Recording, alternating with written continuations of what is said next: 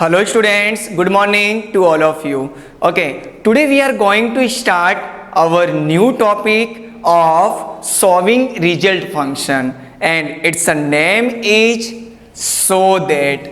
Okay, so that का proper meaning सबसे पहले हम जान लेते हैं. फॉर एग्जाम्पल आप सो देट का यूज करते हैं मीन्स जिससे कि फॉर जैसे कि आप एग्जाम्पल है कि mister Sharma is so fat that he can not, मतलब मिस्टर शर्मा इतने ज़्यादा फैट हैं कि वह चल नहीं सकते हैं. दैट मीन्स ये कहने का मतलब है कि इतने ज़्यादा हैं कि वह चल नहीं सकते हैं. सो कुछ इस तरीके के सेंटेंस को शो करने के लिए हम सो दैट का यूज करते हैं, राइट.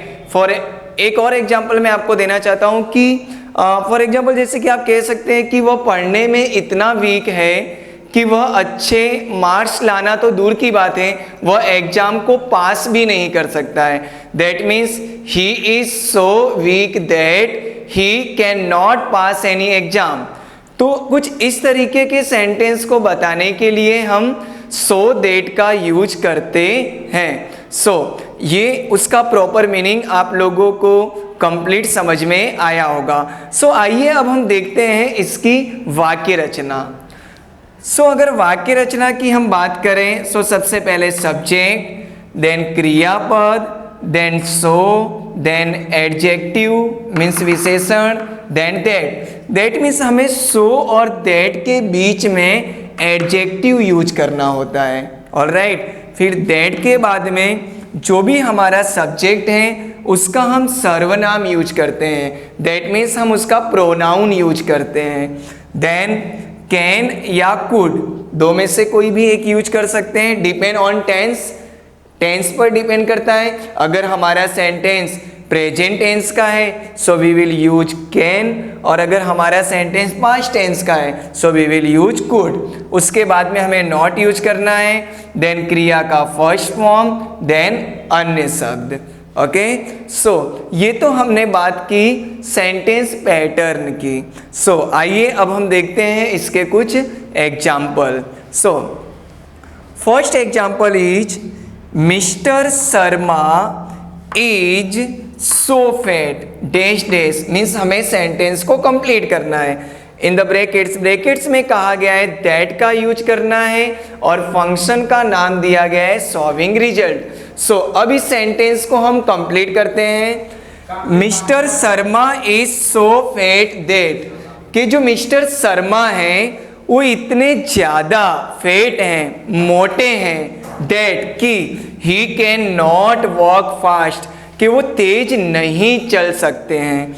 दैट मीन्स हम बताना चाह रहे हैं कि जो मिस्टर शर्मा है वो उनका वेट, दैट मीन्स वो इतने मोटे हैं कि वो फास्ट नहीं चल सकते हैं.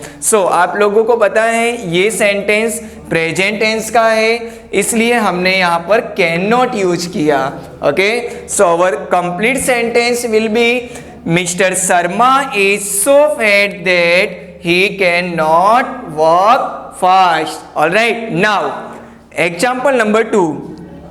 The boys were so tired. जो लड़के थे वो इतने ज़्यादा थक गए थे कि, राइट, यहाँ पर वेयर यूज हुआ है. यू नो हम इस सेंटेंस में कुड नॉट यूज करेंगे just because this sentence shows past tense, so we will use could not. Okay, our complete sentence will be the boys were so tired that they could not play. Means लड़के इतने ज़्यादा थक गए थे कि they could not play, वे खेल नहीं सकते थे. ऑलराइट, मैंने आपको यही समझाने की कोशिश की है कि अगर सेंटेंस आपका प्रेजेंट में है, दैट मीन्स अगर क्रियापद प्रेजेंट का यूज हुआ है दैट के बाद वाले सेंटेंस में हम कैन नॉट यूज करेंगे. बट अगर हमारे सेंटेंस में पास्ट की वर्ब यूज हुई है, फर्स्ट सेंटेंस में जो क्रियापद है वो पास्ट का यूज हुआ है, सेकेंड सेंटेंस में हम कुड नॉट का यूज करेंगे. ऑलराइट, नाउ आप देख सकते हैं कि the boys were so tired, that means इसमें ये कहना चाह रहे हैं कि जो लड़के थे वो इतने ज़्यादा थक गए थे कि दे कुड नॉट प्ले, वे खेल नहीं सकते थे। Now the last example is they can win the match. But आप देख सकते हैं कि इसके पहले हमने देखा, इसके पहले के सेंटेंस में फर्स्ट सेंटेंस के बाद में डॉट डॉट किया है। बट फ्रेंड्स यहाँ पर आप देख सकते हैं इस सेंटेंस में हमें सेकंड सेंटेंस गिवन है बट फर्स्ट सेंटेंस हमें गिवन नहीं है। सो आपको अपना सेल्फ माइंड यूज करना है और इस सेंटेंस को कंप्लीट करना है। सो आइए देखते हैं, यहाँ पर सेकंड सेंटेंस में दिया गया है दे can win the match, that means वह मैच जीत सकते हैं। बट आपको ब्रैकेट्स में कुछ हिंट्स दिया गया है and that is so strong, okay. और हमारे फंक्शन का नेम है सॉल्विंग रिजल्ट, राइट। सो आप देख सकते हैं कि यहाँ पर हमें एडजेक्टिव के पहले सो गिवन है। सो आप लोगों को आइडिया तो आ ही गया होगा कि इस फंक्शन में हम सो दैट का यूज करेंगे। सो आइए देखते हैं, हम सेंटेंस को कंप्लीट करते हैं। अब जस्ट आप लोगों को एक माइंड में सेंटेंस बनाना होगा कि they can win the match, मतलब वह मैच जीत सकते हैं, बट ब्रैकेट्स में आपको दिया है स्ट्रॉन्ग। सो एक सिंपल सी बात है कि किसी भी मैच को जीतने के लिए किसका स्ट्रॉन्ग होना जरूरी है। सो वेरी सिंपल, आप कोई भी मैच है या कोई भी गेम है, अगर आप उसे जीतना चाहते हैं सो उस गेम या उस मैच के जो प्लेयर्स हैं अगर वो स्ट्रांग होते हैं सो आप उस मैच को जीत सकते हैं। लाइक अगर हम क्रिकेट की बात करें सो कोई भी क्रिकेट टीम है वो किसी एक या दो प्लेयर से नहीं चलती है।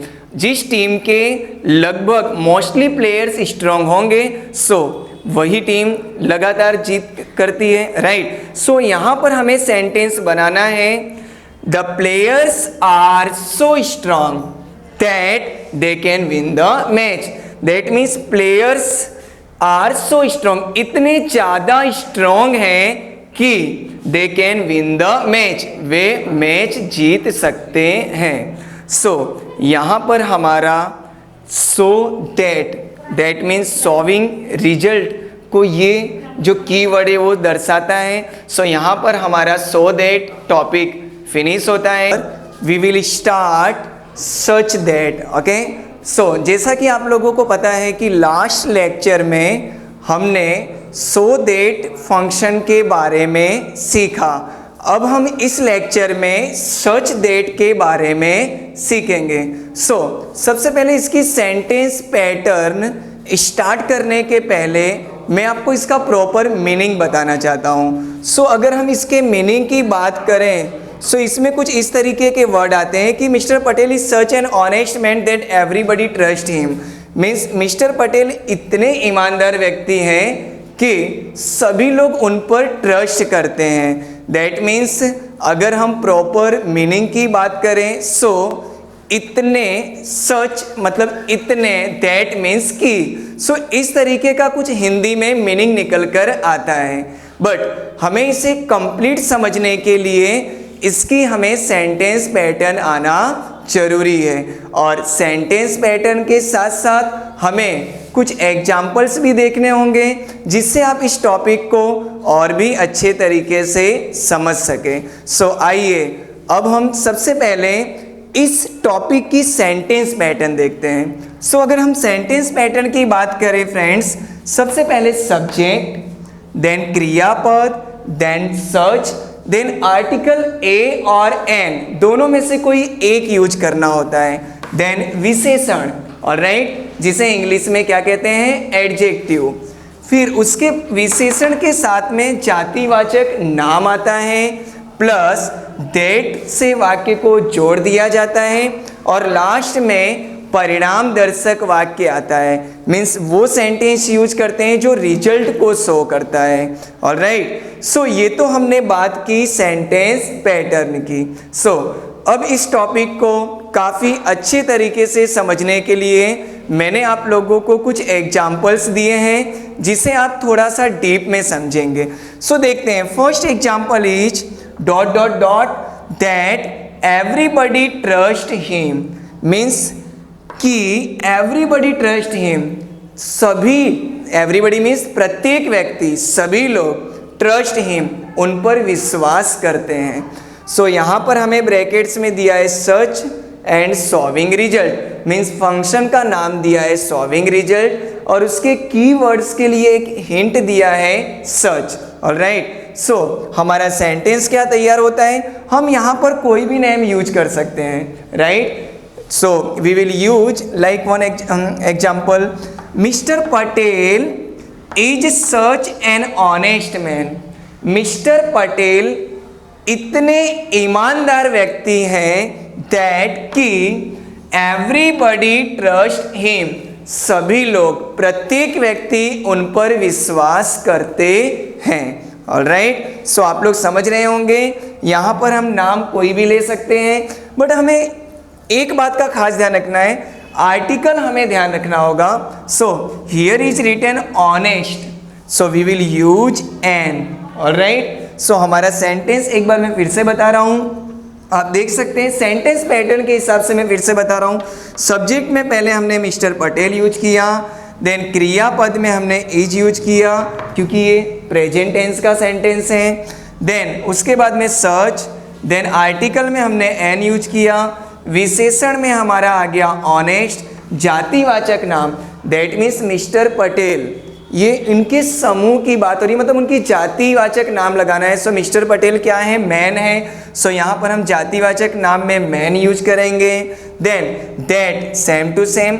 अब हमें परिणाम दर्शक वाक्य लिखना है। सो परिणाम दर्शक वाक्य ऑलरेडी हमें यहाँ पर गिवन है, everybody trust him. Alright, so पूरा सेंटेंस हमारा तैयार होता है, mister Patel is such an honest man that everybody trust him. Alright, so और भी अच्छे से इसे समझने के लिए एक एग्जाम्पल और हम देखते हैं। Number 2, Sholay is such a nice movie. Means Sholay इतनी अच्छी मूवी है, डॉट डॉट डॉट। अब हमें सेंटेंस को कंप्लीट करना है। सो हिंट्स यहाँ पे दिया है दैट, एंड फंक्शन का नाम दिया है सॉल्विंग रिजल्ट। सो आइए हम इस सेंटेंस को कंप्लीट करते हैं। सो पहले तो हम सेम टू सेम वही लिखेंगे जो हमें सेंटेंस में गिवन है, Sholay is such a nice movie that. अब आप देख सकते हैं दैट के बाद में परिणाम दर्शक वाक्य आता है, that means we will use the sentence which show result. मतलब हम ऐसा सेंटेंस यूज करेंगे जो रिजल्ट को शो करता है। सो शोले इतनी अच्छी मूवी है दैट कि everybody likes to watch it. Okay, Sholay is such a nice movie that everybody likes to watch it, कि प्रत्येक व्यक्ति उसे देखना पसंद करते हैं। ऑलराइट, सो आप लोग समझ रहे होंगे सेंटेंस पैटर्न के हिसाब से हमें सेंटेंस को किस तरीके से कंप्लीट करना है। सो यहाँ पर हमारा सच दैट का टॉपिक कंप्लीट होता है। ओके स्टूडेंट, और हमारा जो सॉल्विंग रिजल्ट फंक्शन था उसके 4 कीवर्ड्स जैसा कि मैंने आप सभी को बताया। सबसे फर्स्ट क्या था, टू, सेकेंड क्या था, इनफ टू, एंड थर्ड क्या था, सो दैट, और इस लेक्चर में हमने सीखा सच दैट। ओके स्टूडेंट, सो ये टॉपिक यहाँ पर हम फिनिश करते हैं। आई होप ये लेक्चर आप सभी को कंप्लीट समझ में आया होगा, और इस लेक्चर को आप ज़्यादा से ज़्यादा लोगों को शेयर करें जिससे उन लोगों को भी फंक्शन सीखने का मौका मिले और वे अच्छे तरीके से इस टॉपिक को समझ सकें। Okay, thank you so much.